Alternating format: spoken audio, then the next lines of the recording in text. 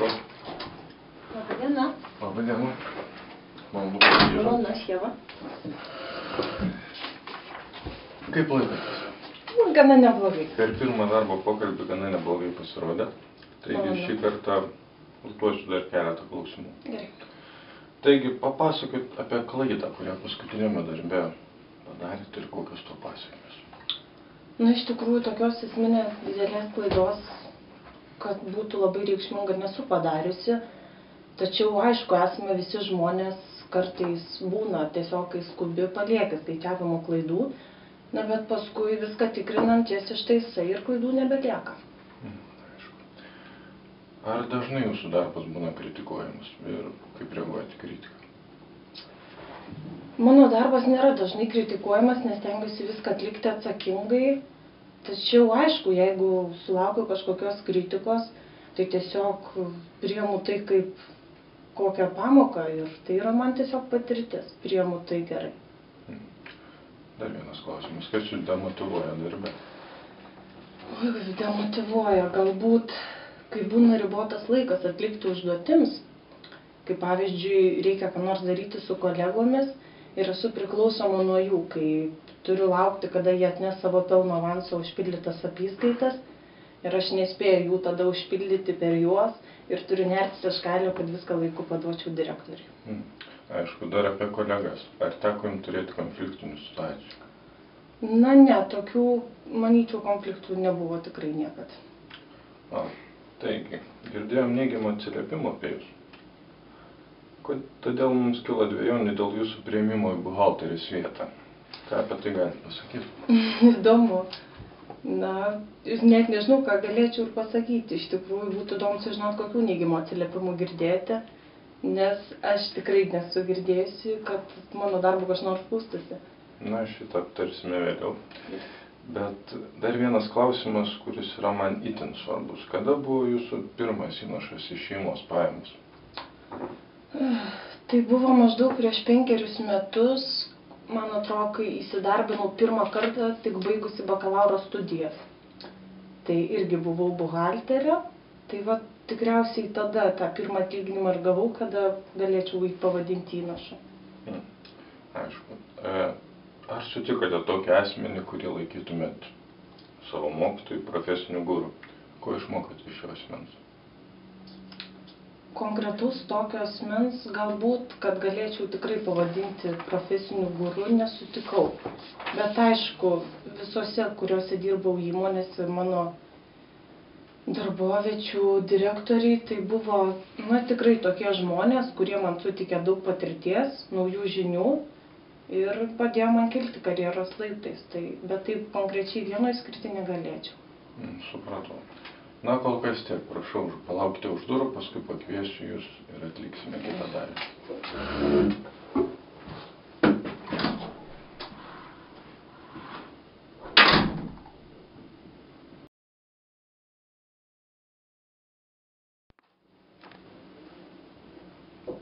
Prašau. Labadiena. Labadiena. Prašau, sėskit. Na, atėjote antrą darbo pokalbį. Taip. Ar nesijaudina? Šiek tiek. Na, nieko, priprasit. Taigi, užduosiu keletą klausimų. Ar gerai? Gerai. Taigi, kaip ir praėjusiai kandidatė irgi paklausiu, papasakokit apie klaidą, kurią padarėte paskutinėme darbe. Žinokit, kad ir kaip galbūt liūdna būtų jums išgirsti, bet dažniausiai savo darbą atlieku tobulai tiesiog. Taip, kaip klaidų kaip ir nepasitaikė, sakyčiau taip. Supratau. Kitas klausimas, ar jums darbe teko turėti konfliktinių situacijų? Apskritai nesu konfliktiškas žmogus, tiesiog pirmoje darbovietėje buvo viena buhalterė, ji buvo šiek tiek vyresnioji, kaip skaitant tose lygmenėse. Ir iš pradžių ji jautė šiokią tokią antipatiją man, bet galiausiai pamačius mano darbo rezultatus, ji kaip ir išnyko, kaip ir nebūtų buvęs. Na, dažnam kandidatui užduodu šitą klausimą. Kokias savybės vertinate, kurios lemia sėkmę jūsų darbe, profesijoje? Tai, manau, visų pirma, galbūt būtų atkaklumas, vėliau visgi tikslo siekimas nes netgi ir buhalterės darbe reikia siekti geriausių rezultatų. Ir kas dar galėtų būti? Iš tikrųjų pasitikiu savo jėgomis ir savo atliekamų darbą. Manau, tai ir būtų gal svarbiausias savybės. Džiugu.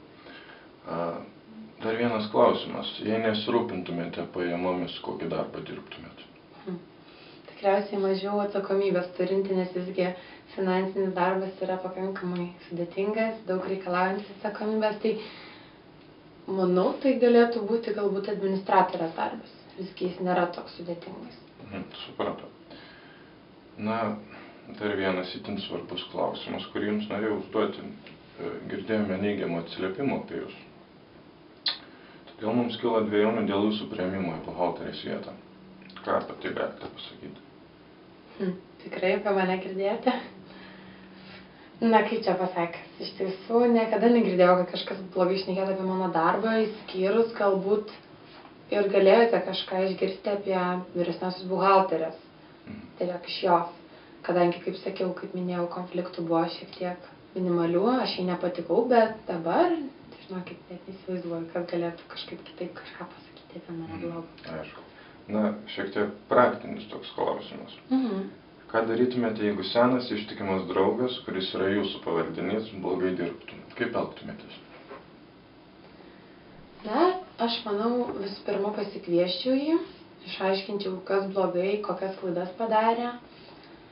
Ir manau, tiesiog bandyčiau žiūrėti, ar jisai jų nebekartoja, ar pasitaisė ir koks kaip progresas būtų po to.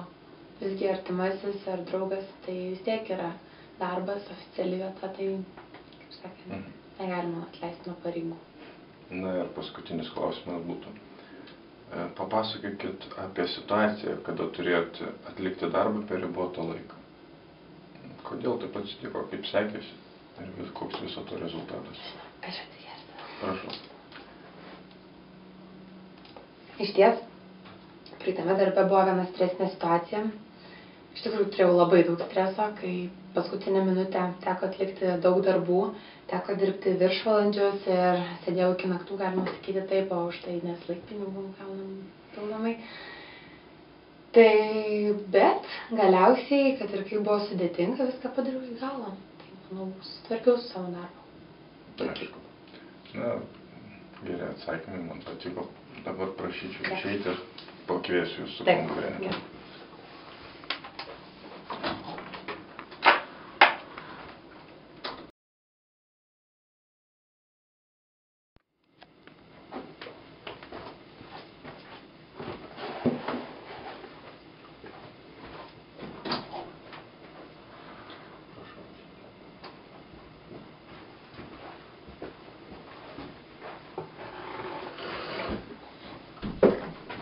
Abiem uždaviau klausimus, kurio atsakymai man ganėtinai patiko. Dabar jums užduosiu praktinę užduotį. Ar nieko prieš? Žinoma. Taigi, prašau, imkite, čia yra pelno nuostolio ataskaita, kurią jūs turėsite užpildyti pagal štai šitus duomenis. Imkite rašiklius, kuris gražesnis. Na ir galite pradėti.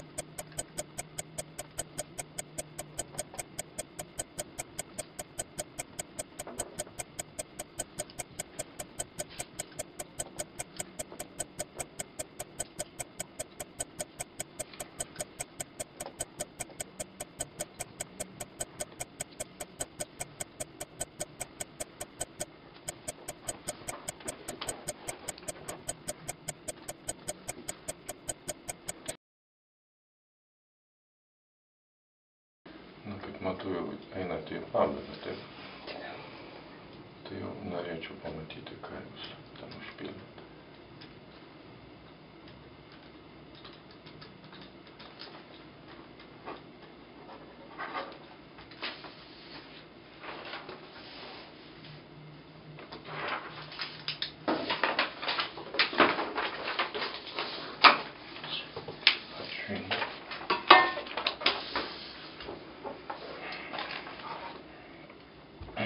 Na, tai ačiū Jums už pokalbį, kad radot laiko.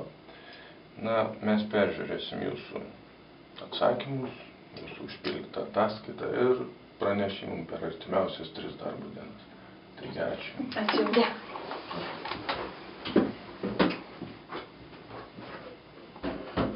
Viso geriausio.